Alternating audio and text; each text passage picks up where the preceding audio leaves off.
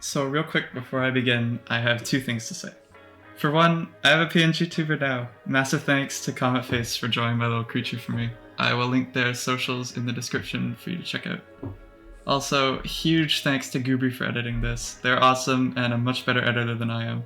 So I'll also link their socials in the description for you to check out. Please go support them both. They're both awesome. Onto the video, bear with me a moment. I'll split things up into a few parts separated by timestamps in the description. Firstly, I'll give a short explanation of what the camera is and what it does. Then I'll explain the gimmick itself and why it might be useful. Finally, I'll explain how it's used in a few levels to give you a better idea of how to apply it yourself. So with that out of the way, let's get into the video. Geometry Dash's camera is a concept that the average player probably doesn't consider too much during normal play, but it's nonetheless integral to the player's experience when playing any given level.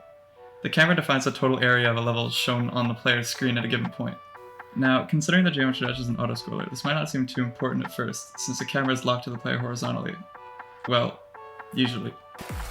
But that's for another video. However, the camera is not locked to the player vertically, as that would make any level with a lot of vertical movement pretty nauseating. Instead, whenever a player reaches a certain point near the top or bottom of the screen, it moves according to an easing pattern in an attempt to catch up with the player and keep the player roughly centered on screen. This can be somewhat limiting when we want the player to move, but we don't want the camera to move. For example, cinematic levels where elements like the background would need to constantly move to keep up with the camera's movement, such as this part in Eternal V units. As you might have figured out from the fact that I'm saying this though, there is a workaround. When the player is near the very bottom or top of a level, their camera has a much larger area for which it will stay in place. The reason why this is the case will make more sense in a moment. This isn't all that useful for the ground, as the player can't exactly go through the ground, but we can go through the ceiling. I'll explain. When the player falls upwards out of the level, at a certain point the camera will stop and the player will go off screen and crash and die. However, the camera stops a fair bit before we die, meaning there's actually quite a lot of empty space above the editor that the player can exist in without dying. This is the basic premise that makes the trick possible. There are lots of different ways of exploiting this, and many different uses for it, but since I'm here, I might as well start with my own level. In Love and Oblivion, for the first 15 or 16% of the level, the player appears to be invisible. However, they suddenly fall from the top of the screen and enter the frame.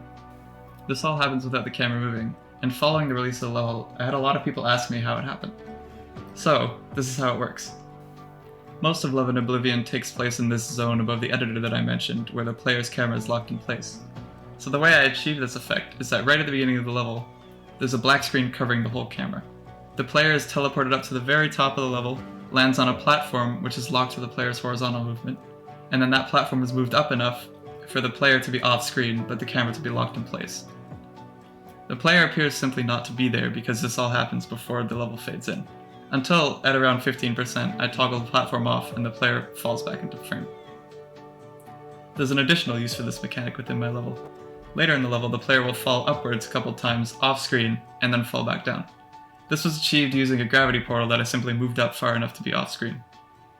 In fact, almost all of the objects in this level are moved up using move triggers as to be above the top of the editor, which is something you'll find if you look at the level in the editor.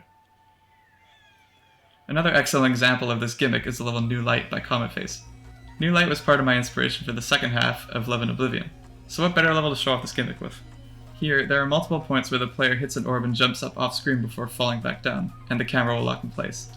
This is done using roughly the same methods I used, with the difference being that the player is shown ascending and descending from this high point in the level with normal camera movement as well, which means this gimmick really does a great job at selling that this is the highest point of the level. I thought this was a really neat use of this gimmick, and one that's a bit more niche, but still quite nice.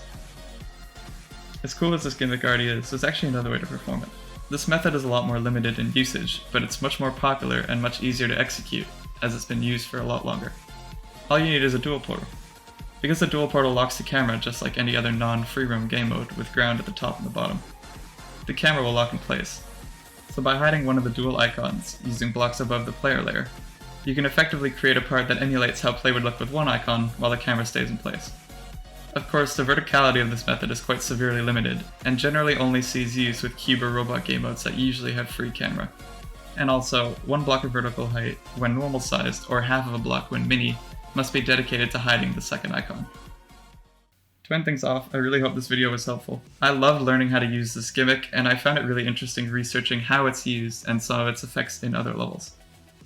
Noticing how many people didn't know how it worked made me want to share it to a wider platform. This is the first real piece of creating content I've ever done, so please let me know if you have any feedback. Thank you so much for watching, and I hope you're now able to use this gimmick to your heart's desire. Go make something awesome.